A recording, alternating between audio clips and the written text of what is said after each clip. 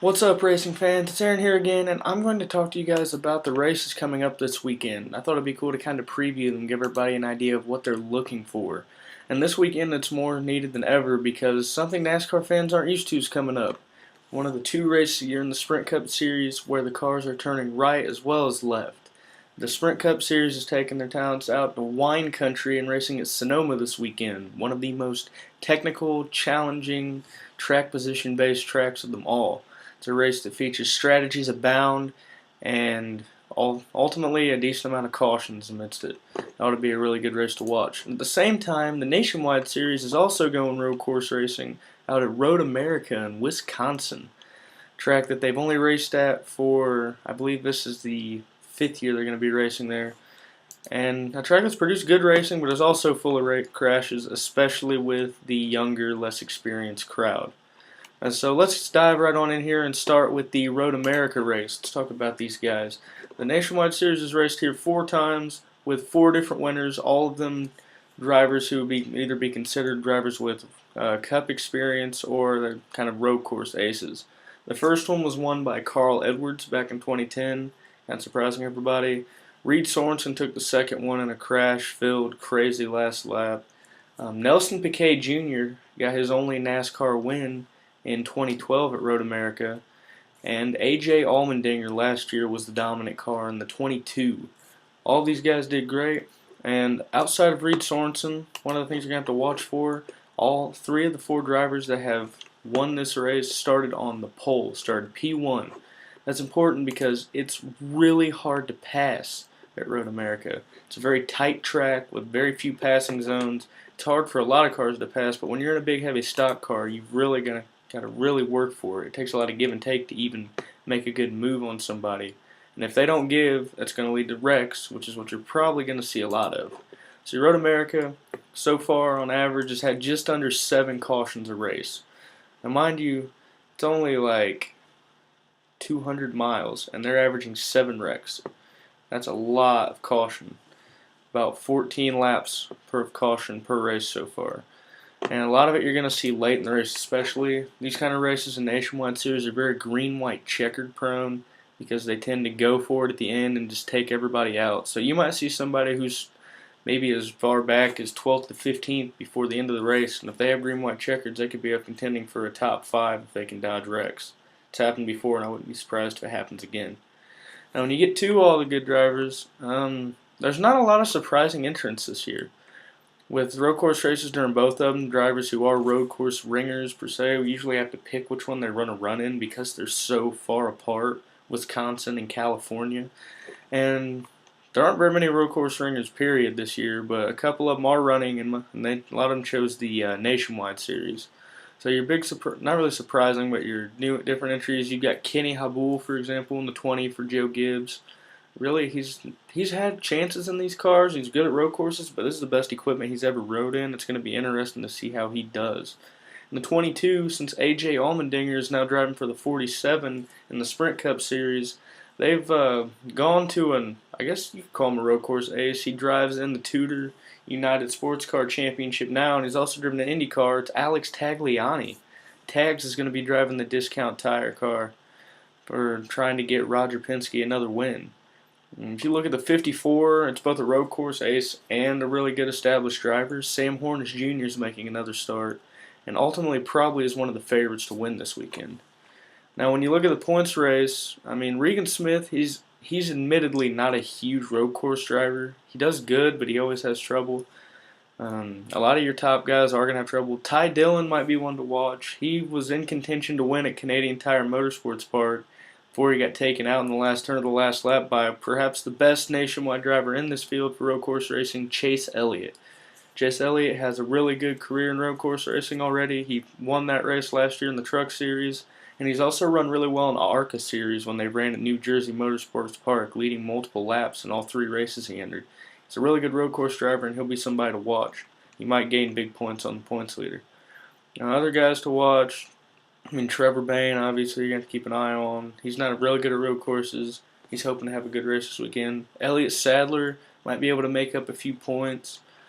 Your lower, I'm going to say lower tier, but like your drivers who are driving for teams that are close but seem to step off, like your Ryan Reeds, for example, or Roush, or I don't know, let's say Ryan Sieg in 39. The guys who are driving for lesser funded teams or teams that are struggling a little bit, they're going to have a chance to really step up and make something happen this week because there's not going to be as much of a motor advantage.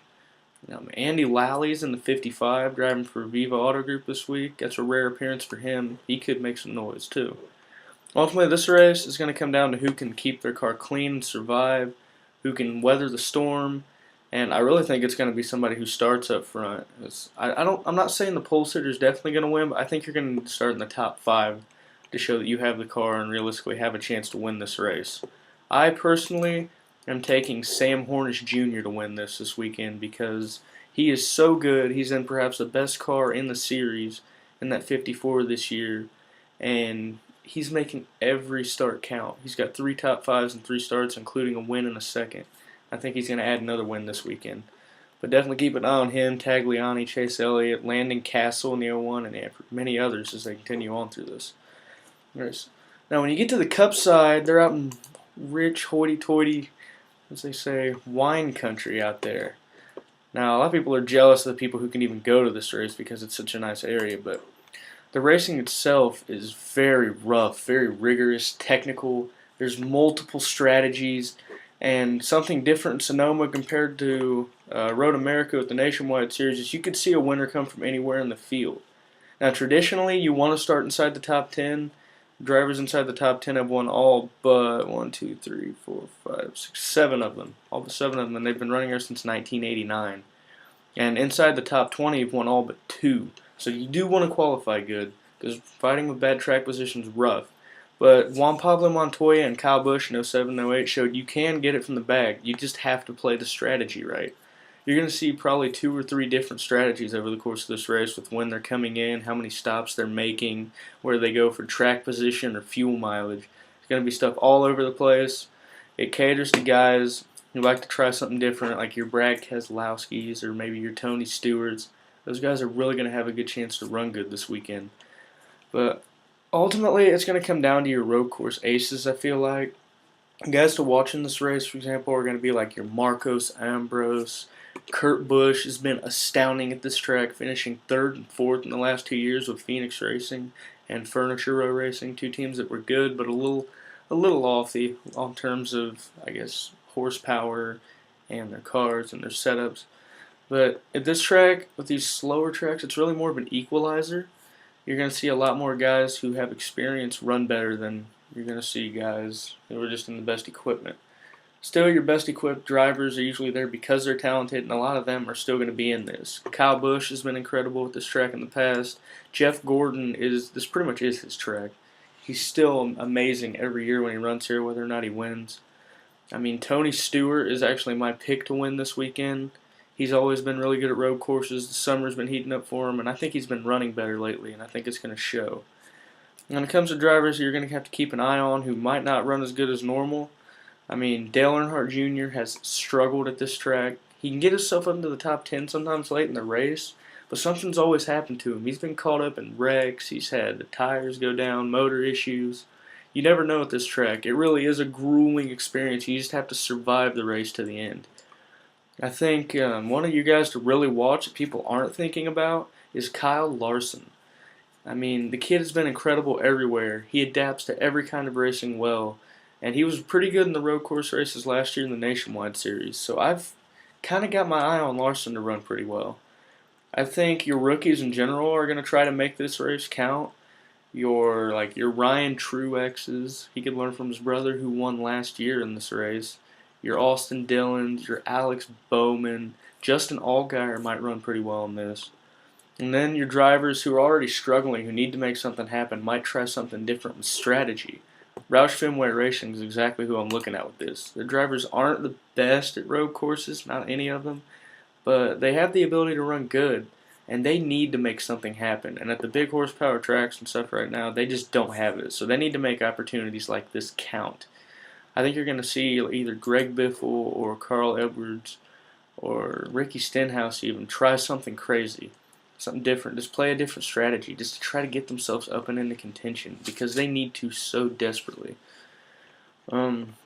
In terms of road course ringers, there's only two really in this, and they're both in lesser funded teams, so they might struggle a little bit.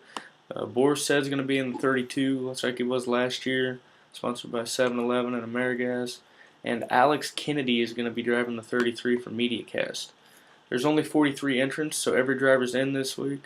Joe Nemechek's going to be back in the 66, trying to make the most of the start. Michael McDowell in the 95 has been really good at road courses in the past. You might keep an eye on him because he might make some noise in that 95. It's a lower funded team sponsored by K-Love Radio, and it could be interesting to watch him try to drive his way through the field and make the most of one of his best chances to steal a good finish and maybe even a win. J.J. Yaley's going to be in the 44. I don't remember if he's too good at road courses, but he could pull something out. Landon Castle is the only driver doing double duty this weekend. He's in the 40 for Hillman Racing as always. He's going to try to make the most of his starts as he's at another track where the lesser funded teams can make some noise. Other than that, I mean, it's pretty typical race at this point. I kind of know what to expect from it. I feel like somebody inside the top 15 is going to win. I feel like you're really going to want to start inside the top 5 for track position, especially as it gets hard to pass. The very first, I won't say the first, they have the little angled turn and that really sharp right turn where they all stack up.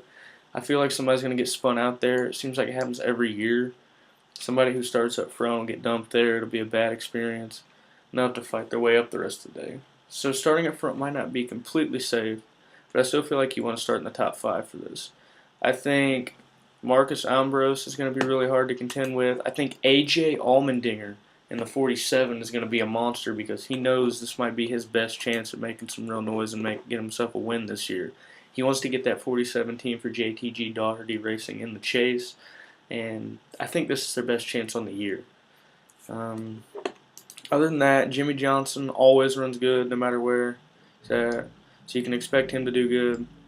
Dale Earnhardt Jr. and Jeff Gordon have different sponsors on the hood this week, so watch for them. Genie's got Kelly Blue Book, and Jeff Gordon had just announced that new deal with Panasonic to sponsor him a couple races for the next few years.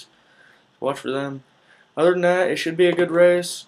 There should be a decent amount of cautions. I'm going to say they average about, well, since 2003, there's been at least 5 cautions in all but one race, which was 2012, which only had 2. So I'd say expect 5 or 6 cautions. It's going to keep the field stacked up. There might be a debris one. No, a debris caution in a NASCAR race? Never. But ultimately, I really think it's going to come down to your best qualifiers, showing that they have the best cars and making some gains over the race, playing strategy right.